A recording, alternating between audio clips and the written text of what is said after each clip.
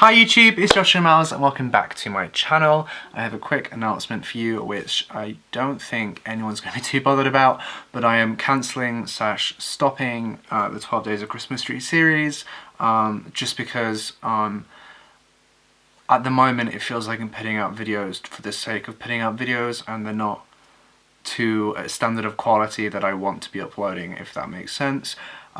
My goal is to be uploading much longer videos, more in-depth complex cases, instead of doing these 5-minute videos and uploading them just because I said that I have to every day for the 12 Days of Christmas. We're going to try again probably later this year with a different series like this, but for now the 12 Days of Christmas is over, 12 Days of Christmas Mystery is over, and we're going to go into this case today, which is as you can tell, a longer video. I hope nobody is too upset by that. I don't think anyone really is going to be. Don't forget I am still uploading on my usual schedule now, so I'll be uploading a video on Sunday, and then have a conspiracy theory next Wednesday, and then Sunday again for your true crime video. It just gives me more time to work on the videos and to give more attention and research into the cases than I already do, because I really want to be making much longer videos, more in depth. Like I've said, I feel like making 5-minute videos is, even though it's going over some of the cases, it's not going into enough depth, it's not going into enough anything.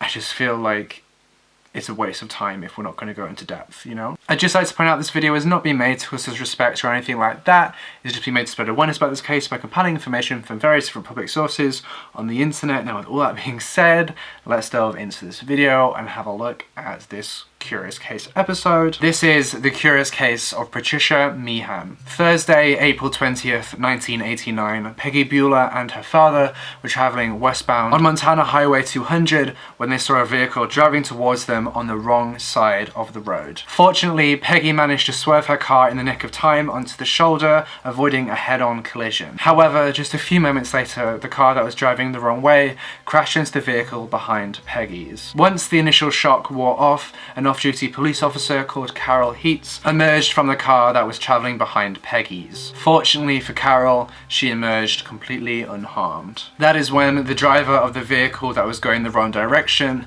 got out of the car and walked over to Carol. According to Carol, the mysterious woman just stood there and stared at her. It was as if the woman was staring straight through her. The woman did not speak. Peggy Bueller quickly took her car and drove up to the scene of the crash to see what she could do to help. And she noticed a blonde woman climb a fence into a field and then watched the scene as if they were observing it. As I looked out across the accident, I noticed someone on the other side of the fence standing there like a spectator, not like that it had happened to her. Peggy watched as the mysterious woman stood there for a few moments before the woman turned around and walked away into the empty field, vanishing into the night. Peggy immediately drove into the nearest town to call for the emergency services, while her father stayed with Carol at the scene of the accident. When police arrived at the scene, the unidentified female driver of the vehicle driving the wrong way down the highway was nowhere to be found. Using the number plate of the woman's car, police were able to identify the mysterious woman. This woman was revealed to be 37-year-old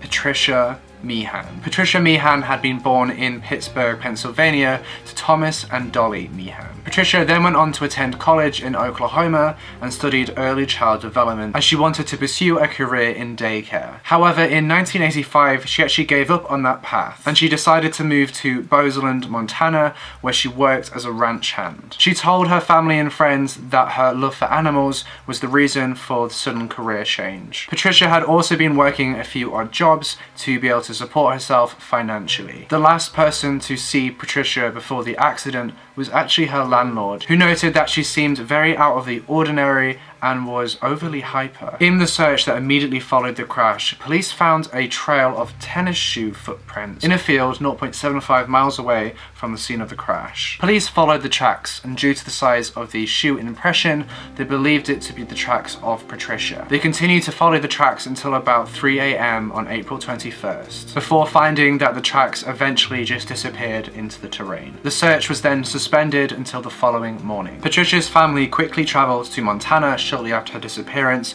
and when they got there, they handed out over 2,000 missing persons flyers throughout the Pacific Northwest. Scores of local volunteers searched and scoured the local mountains and fields for any sign of Patricia. They searched by foot, by horse, ATV, and even by air. Abandoned coal mines in the area and also cave systems were also searched, however, to no avail. No traces of Patricia were discovered. Strangely enough, the place where Patricia had crashed her car was actually 400 miles away from her home in Bozeman, and neither her family or her friends could explain why she had made a journey all the way out there and why she was in the area. Now let's get into a few of the police theories and speculation. The police initially theorized that Patricia had actually hitchhiked, because they were on a highway, after walking away from the scene of the crash into a nearby city. Or she stowed away on a nearby hay truck that had been parked about half a mile away from the scene of the crash. However, there is no evidence or sightings to support either of those theories. Patricia's mother claimed that Patricia had been experiencing depression and that she had been seeing a psychiatrist. Oddly enough, Patricia had scheduled an appointment for the morning of April 21st with her psychiatrist, which is the day after that she had the car crash and then disappeared. In her car, the police found a number of her belongings. Amongst those belongings was a camera. Patricia's family rushed to have the film developed, and when they got it back, they found a photo on the camera which is truly haunting. It is a photo that is a self-portrait of Patricia that she took in the mirror. The last known photo of Patricia alive. This image is very, very eerie. From very early on in the case, police believe Patricia to have experienced some kind of amnesia. And this amnesia theory is actually the lead theory and the running theory in this case. Shockingly, there has been over 5,000 reported sightings of Patricia in the Pacific Northwest since her disappearance. Most notably was on May 4th, 1989, just 13 or 14 days after she disappeared. A police officer in Laverne, Minnesota had claimed to have seen Patricia in a local restaurant. According to this police officer, she sat inside the restaurant drinking water for 5 hours until the restaurant closed down, and then after that she went to a nearby 24-hour diner. The next day, on May 5th, 1989, there were 2 reported sightings of Patricia. The first was in Sioux Falls, South Dakota. I'm sorry if I'm butchering the names of these places. In South Dakota, a waitress claimed to have seen Patricia dining inside of her truck stop diner, drinking coffee from about midnight to 11:30 a.m. The second sighting of Patricia was in Murdo, South Dakota. A waitress at a restaurant there claimed to have seen Patricia between the hours of 10 p.m. and 11:30 p.m. on that same day, and according to the waitress, she was actually in the company of a 30 to 40-year-old male. 14 days after that sighting, Patricia was then seen reportedly by another waitress, but this time at a restaurant near Patricia's home in Bozeman. The waitress claims that Patricia came into the restaurant in a hurry, ordered food in a hurry and ate it down in a hurry, claiming that she had to be going shopping at 9 a.m. and it was urgent that she had to be there at 9 a.m. Another waitress at the same diner claims that Patricia seemed very, very disoriented and that she was even talking to herself. That same week, there was an unconfirmed sighting of Patricia at a horse auction in Billings, Montana. Over 2 weeks later, on May 30th, 1989, a woman that resembled Patricia was seen by a passing truck driver on Interstate 90 in rural Washington. The truck driver offered Patricia a ride, but she declined. After that, another motorist offered to give her a lift. However, she declined this also and said that her car had broken down and that she was walking into town to find and use a phone. The next week, there was another reported sighting of Patricia in Tacoma, Washington. A Port of Tacoma employee claimed to have seen Patricia at a truck stop on Interstate 5 asking for directions to Aberdeen. This is the Aberdeen in Washington, not the Aberdeen in Scotland. By June of 1989, over 25 sightings of Patricia had been reported.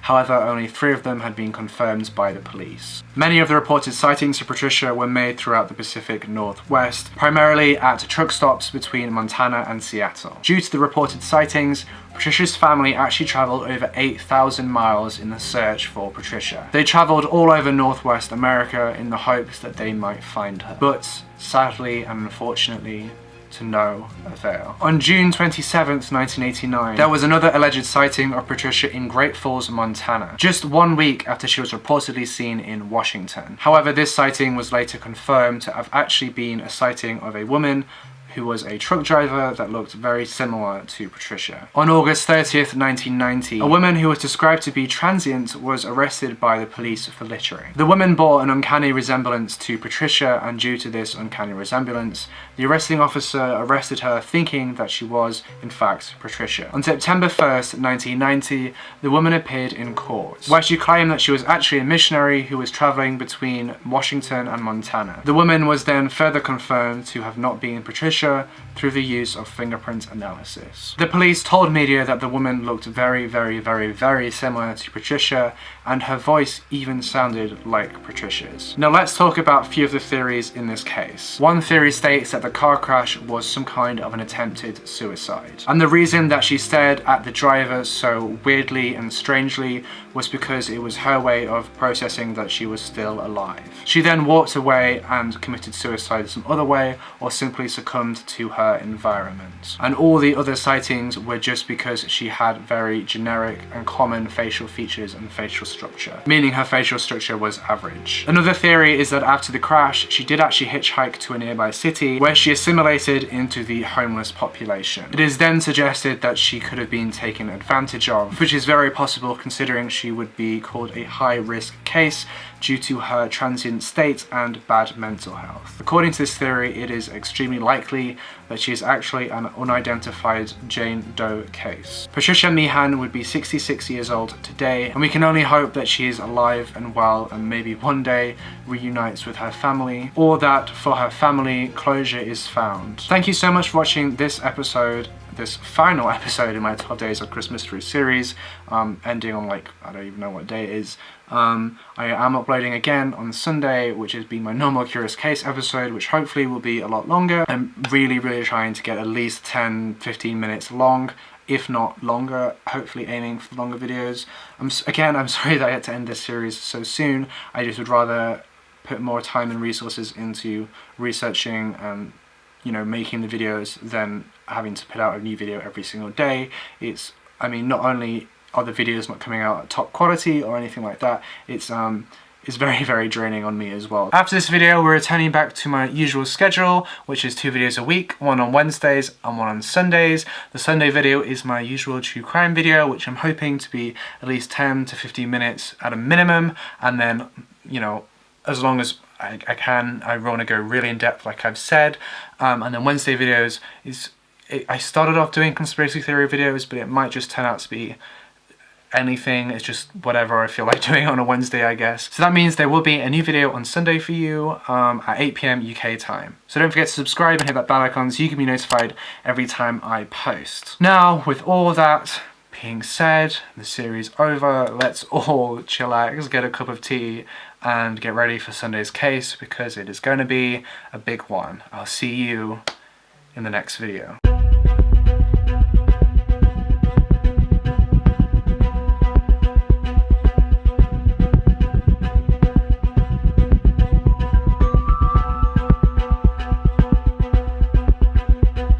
On September 1st, 1990, the woman... Rude.